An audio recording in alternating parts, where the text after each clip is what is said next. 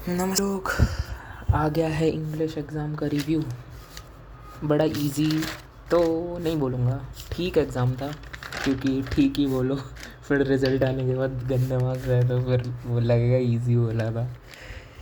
कोई नहीं, तो मैंने पेपर अपना शुरू किया था सेक्शन बी से, क्योंकि डियर सर ने ऐसा बोला था कि सेक्शन बी से करना।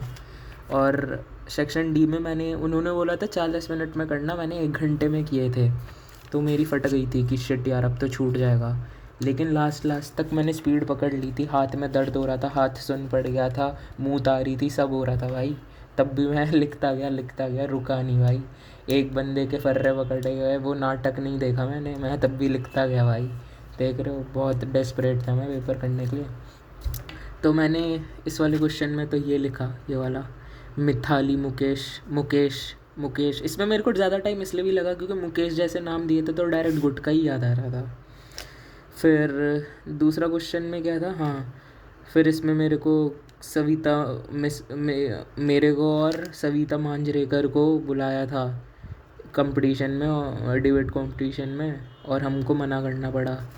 तो फिर उसके लिए फॉर्मल लेटर लिखा था। कमिटमेंट थे ना हमको, पास्ट कमिटमेंट्स। उसके बाद ये है, ये तो देख के ही मैंने बोला भाई कौन ही लिखे म्यूज़िक टीचर के लिए जॉब एप्लीकेशन, तो हमने सोचा हम यही लिखेंगे। फिर लेकिन इसमें ये था यार, देख, लेटर टू एडिटर तो लिखा, लेकिन भाई मेरे को सोनल बना दिया यार इन लोगों ने यू आर सोनल मेरा एक दोस्त तो सोनल ऑफ 14 था, तो उसको लगा एज ही लिखनी है, एज लिखी है लड़की की, तो एड्रेस में आरपी नगर लिख के आया बस। उसको लगा सोनल ऑफ 14 मतलब एज है 14। अरे भाई साहब, उसके बाद तो ओ हाँ, उसके बाद ये भी था, इसमें मेरे को सीमा बना दिया।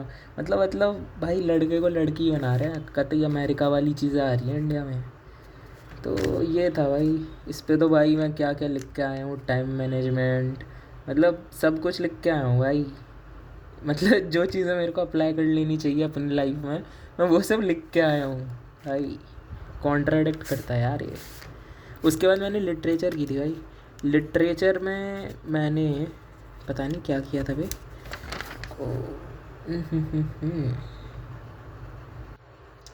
ये मैंने क्या किया था यार, छोड़ के तो नहीं आ गया ये।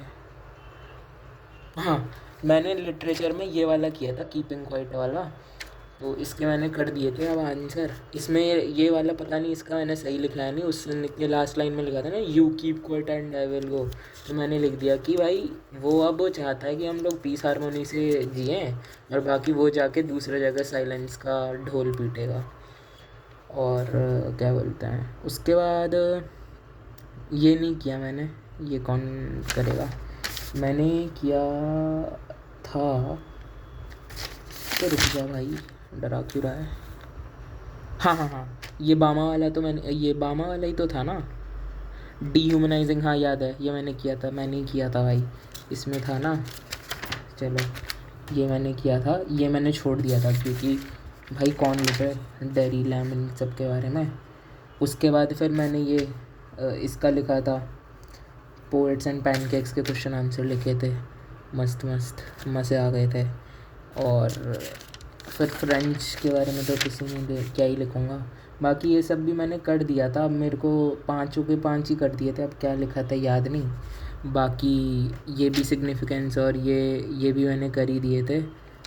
और इसमें मैंने ये गांधी जी वाला किया था, रिलीफ फ्रॉम फियर, ये तो मतलब मैं पूरा लिख के आ गया था भाई।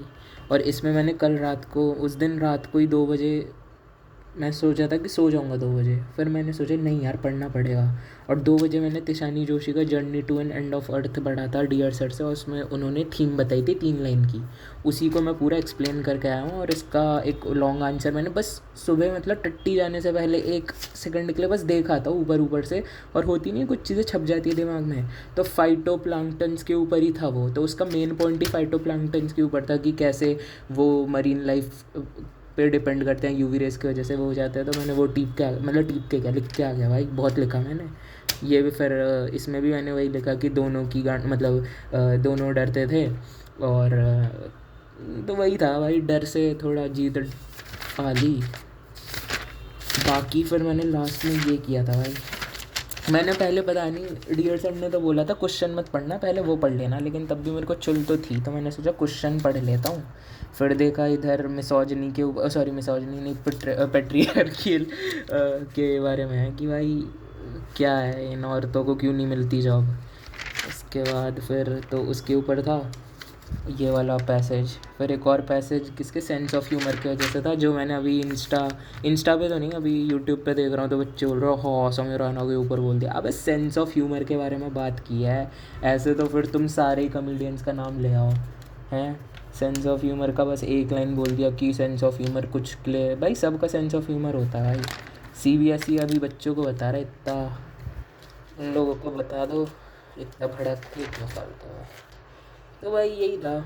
बाकी तो इसमें एक क्वेश्चन था ना, इसमें क्वेश्चन था जिसका आंसर मैं शायद गलत करके आया हूँ, सही है हाँ।